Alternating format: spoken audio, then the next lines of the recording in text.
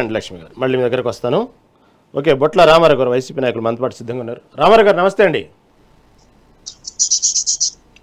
రామారావు గారు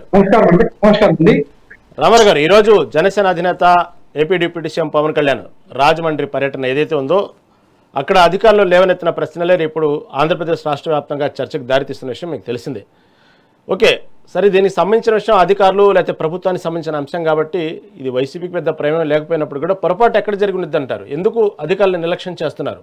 ఎందుకు అధికారులకు రాజకీయ నాయకులు అంటే ఎందుకు భయం లేకుండా పోయిందంటారు? ఏమంటారు? నమస్కారం అండి. ఇక్కడ ప్రభుత్వంలో జరుగుతున్నటువంటి లోపాలు పొరపాట్లు కోణమైతే ఇది ఆర్థిక సంబంధమైనటువంటి అంశం. దాదాపుగా 7,000 రూపాయలు ఖర్చుతో ఉన్నటువంటి పుస్తకాల ఏర్పాట్లు కొన్నంశం అనేది దానికి 8,600 కోట్ల రూపాయల డిపిఆర్ డీటెయిల్ ప్రాజెక్ట్ రిపోర్ట్ కూడా ఇంకా తయారు కాలేదు. ఈ సెంట్రల్ గవర్నమెంట్ ఇచ్చేటటువంటి ఫండ్స్ ని మనం రిలీజ్ చేసుకునేటువంటి అంశం చెప్పడం అయితేమి యొక్క ప్రభుత్వంలో ఉన్నటువంటి లోపాలను ఎత్తి చూపుతూ ఆయన చెప్పింది ప్రధానంగా ఏంటంటే 274 జీపీలు ఇక్కడ కూడా ఘాట్లు ఏర్పాటు చేయాలి, గతంలో మాదిరిగా కాదు, ఆసక్తిగా ఉండకూడదు, అంతా కూడా ఆర్థిక సంబంధమైనటువంటి విషయాలను లేవనెత్తుతూ ఇవన్నీ కూడా ఇంటర్నల్ గా మాట్లాడుతుంది, బహిరంగ మాట్లాడుతున్నారంటే ఆయన పవన్ కళ్యాణ్ గారు 3 నెలలకు ఒకసారి టచ్ చేసేటటువంటి అలవాటు ఉంది. మనం గతంలో కూడా చూస్తే ఆయన ఆ వైకుంఠ ఏదైతే దూరదర్శనం అప్పుడు జరిగినటువంటి దాని మీద స్పందించి హోంశాఖ అన్నారు. తర్వాత చాలా సంఘటనల మీద స్పందించలేదు. అంటే ఏదైతే ఈయనకి ఏదో ఒక ఆర్థిక పరమైనటువంటి ప్యాకేజ్ సిస్టమ్ ఉంటుందని, అట్లాగే ప్రభుత్వంలో ఇవ్వనప్పుడు ఈయన మాట్లాడతారని ప్రజలు చర్చించుకుంటున్నారు.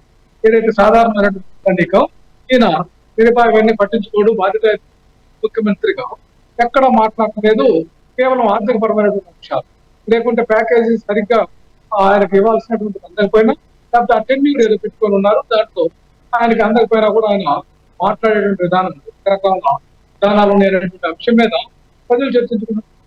ఈయన ప్రధానంగా లేవనెత్తినటువంటి అంశంలో ఈయన పరిధిలో ఉన్నటువంటి పంచాయతీరాజ్ శాఖకి కూడా ఈ సంబంధం ఉంది. అట్లాగే ఈయన వీళ్ళ యొక్క జనసేన పార్టీకి చెందినటువంటి ఆ వ్యక్తికి దుర్గేష్ ఆ యొక్క పర్యాటక శాఖ కూడా ఉన్నటువంటి పరిస్థితి ఉంది. మరి అయినా కూడా నేను క్యాబినెట్ లో చర్చిస్తాను, ఈ మాటలన్నీ మాట్లాడేటువంటి సందర్భం అయితే ఉందండి. దీన్ని మనం గమనించాల్సినటువంటి ఆవశ్యకత ఉంది, దీన్ని చర్చించాల్సినటువంటి ఆవశ్యకత ఉంది. రాజకీయ ఏదైతే విశ్లేషకులు కానీ మేధావర్గం కానీ ఈ మాటల వెనక మర్మం ఏంటనేది తెలియాలి. అసలు ఇప్పటికే తెలుస్తా ఉంది.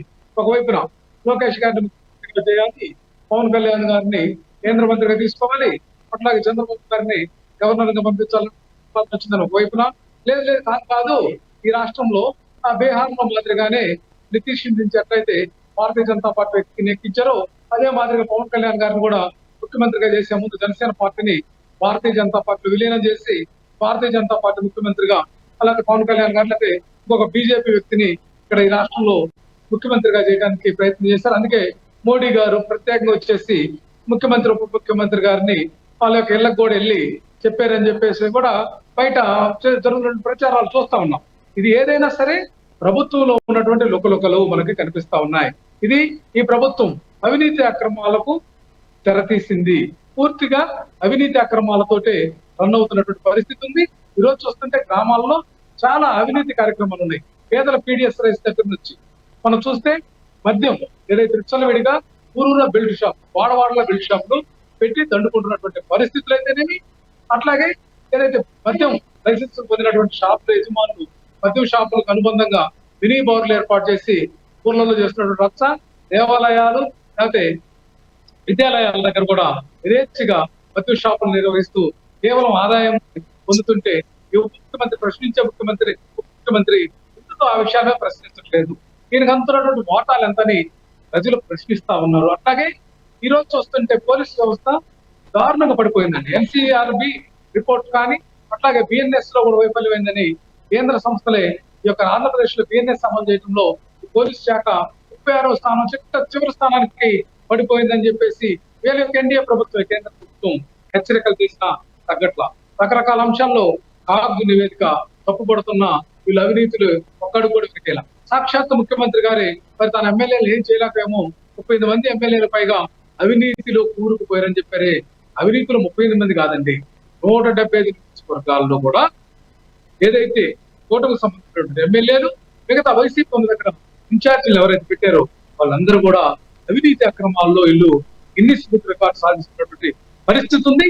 ఆంధ్రప్రదేశ్ లో అవినీతి అక్రమాలు అంతం లేకుండా పోతున్నాయి. అట్లాగే దమనకాండ, ఏదైతే కక్షపూర్తి రాజకీయాలు, హత్యా రాజకీయాలు, అఘాయిత్యాలు, మహిళల పట్ల కూడా చాలా దురుసుగా ప్రవర్తించి వాళ్ళ మీద అత్యాచారాలు, అఘాయిత్యాలు చేసినటువంటి లెక్కలు ఉన్నాయి. అట్లాగే ఈ రాష్ట్రంలో మనుషులు కనపడుతున్న పోయారని చెప్పేసి హెబియస్ కార్పస్ పిటిషన్లు భారతదేశంలో అత్యధికంగా హైకోర్టులో హెబియస్ కార్పస్ పిటిషన్ నమోదైనాయంటే ఈ ప్రభుత్వం యొక్క దమనకాండ, దాష్టీకం వెల్లడవుతా ఉంది.